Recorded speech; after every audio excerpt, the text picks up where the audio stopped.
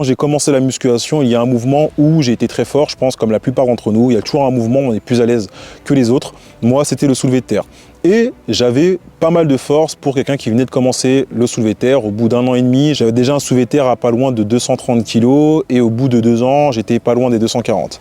Et justement, en ayant un excès d'ego, en pensant que ma technique était bonne, en étant un petit peu encensé par le monde qu'il y avait autour de moi, j'ai voulu lever une barre à 245.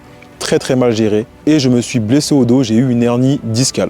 Cette blessure m'a énormément freiné dans ma progression, j'ai dû arrêter le soulevé de terre forcément pendant plusieurs mois, même plusieurs années et progressivement j'ai dû renforcer toutes les zones que j'avais lésées afin de pouvoir revenir et continuer à progresser notamment sur ce mouvement.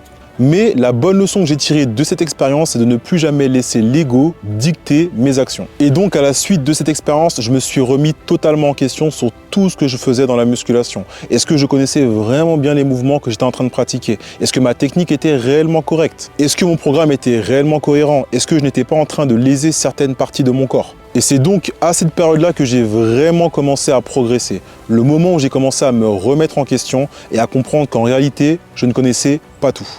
Et que peut-être que la bonne solution, ce n'était pas d'en faire plus, mais d'en faire mieux.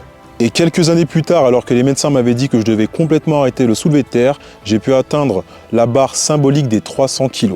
Tout ça sans ceinture, alors que quelques années avant, je ne pouvais pas soulever la barre à 245, cette fameuse barre qui m'a justement causé une hernie discale. Donc si je peux donner un conseil, l'ego est ton allié. Mais attention à ce qui ne t'empêche pas de progresser.